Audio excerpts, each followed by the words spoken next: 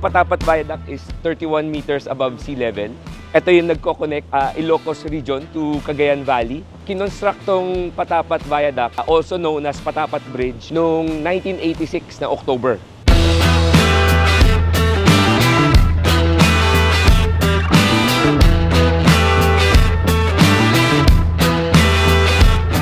Kasama ko ngayon mag-ride yung Motor Republic.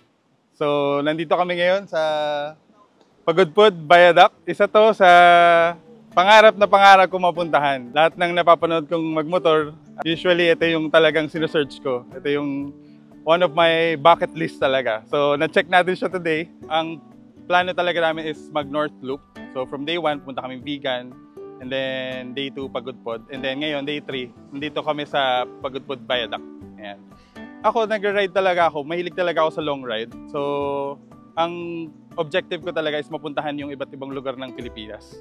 Ang dami namin napuntahan na magaganda. So, yun nga, sa Vigan, gusto namin makita yung iba't ibang places na historical. So, napuntahan namin yung mga arko, nag-picture-picture kami doon.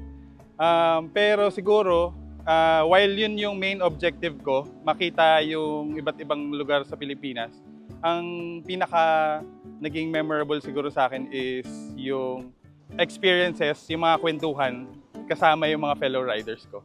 Yun siguro yung unexpected na mas naging feeling ko mas in the future mas magiging memorable para sa akin. Yung mga tawanan, yung mga kwentuhan, yung mga kinainan namin, hindi lang yung destination yung journey itself kasama tong grupo na to.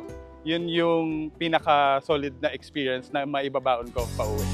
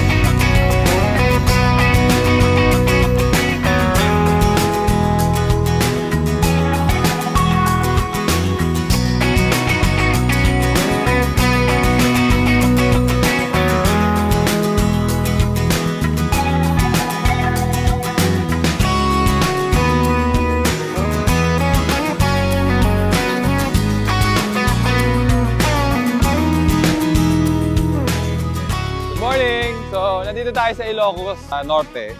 Nag-ride yung grupo para sa supposedly North Loop namin. Though yun nga, medyo mabagyo ngayon Ito yung mga dala ko ngayon. Ito naman yung lagi kong dalang helmet Yung LS2 ko na Explorer. Perfect to sa long ride kasi ito, malaki yung peripheral vision niya and sobrang gaan. Siyempre, kapag marami kayo sa grupo, kailangan nakasena kayo. Kasi ito, mabilisan lang siya Hindi nyo na kailangan maglabas pa ng cellphone para mag-connect. One click of a button, magkakausap na kayo lahat. So, napaka-importante niyan. Tapos, syempre, Ixon jacket, mesh. Talagang ano siya cool na cool siya every time na nagra-ride ako.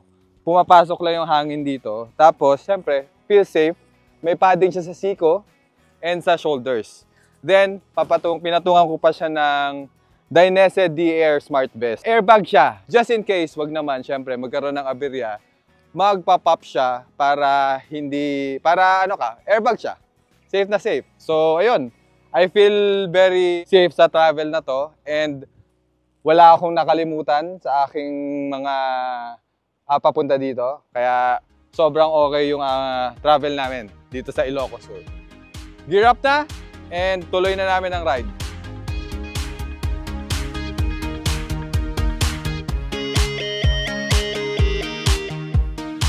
Good morning!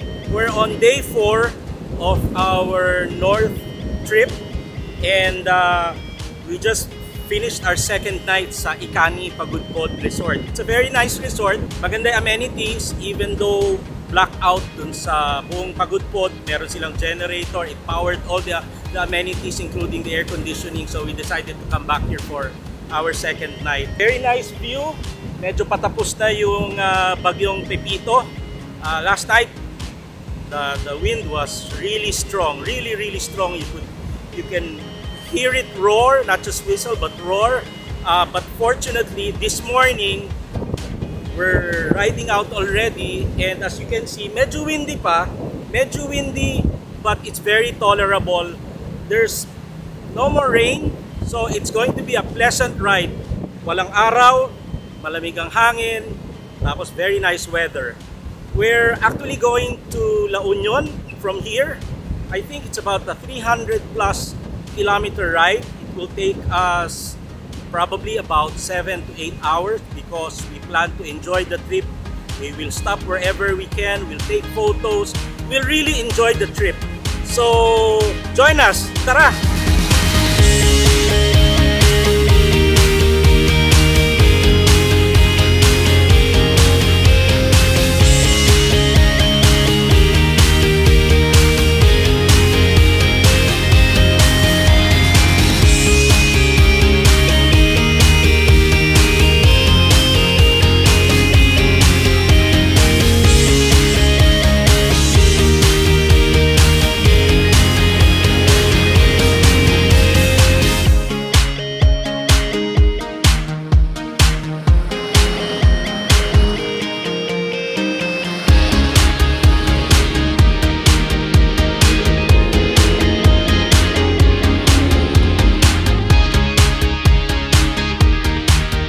Sa vegan tayo mag-lunch para makain natin ulit yung melt in your mouth na bagnet. Bagnet na naman!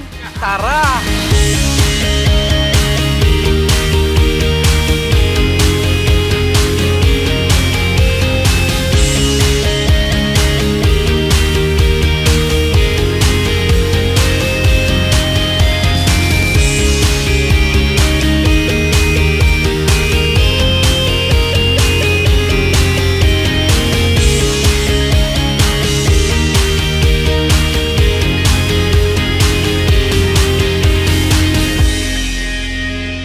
Galing kami sa Cafe Leona. Sarap. Bagnet. Dumaan kami ulit ng vegan before kami magla-La Union. So, eto, tingnan nyo naman. Dahil pa namin take out. So, punta kami ng La Union para mag-swimming bago umuwi bukas. Okay?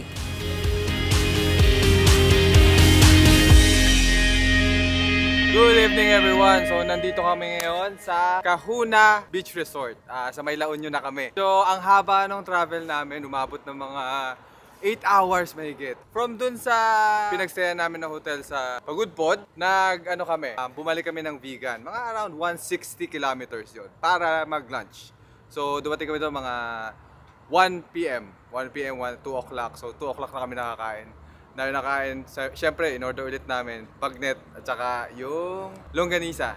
Diretso na kami ng travel dito, nag-stop lang kami for gas and magsuot ng vest. Dahil mag-inquire lang kayo, hindi ko sigurado kung anong oras dapat. Pero once na nagdilim, kailangan naka-reflector vest kayo dito sa La Union. So, ayun, mag-inquire kami sa loob. Walk-in lang kami, titignan namin kung ano yung makukuha naming room para sa group of 12. So, papakita namin sa inyo kung ano yung nasa loob. Tapos bukas, mamamasyal tayo dito sa La Union. Let's go! Woo! Oh yeah 나 왜 오늘따라 기분이 좋아 나도 알아 사랑이란 다른 종과 We enjoyed the ride a lot. Everyone is together and safe. And ang dami naming baong kwento. I feel na everybody is a lot closer than we started out with this loop. Overall, I think napakasaya nitong ride na to. I really think was a great idea and was very much worth our time.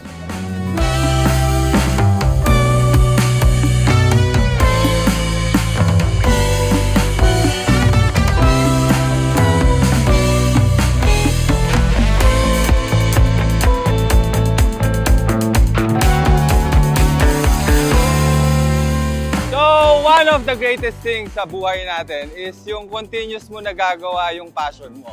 Past 5 days namin dito is one of the most epic na ride na naranasan ko. Kahit hindi kami natuloy ng loop, nag-improvise kami ng mga pupuntahan. Pinaka-highlight ng ride ko is yung on and off sa motor namin, yung tawanan namin, mas malakas pa sa kasabay naming bagyo. My name is Zoy. Siyempre, mas masaya ang ride kapag safe tayong nakakauwi sa ating mahal sa buhay. This is Motorcycle Republic, Ilocos Ride.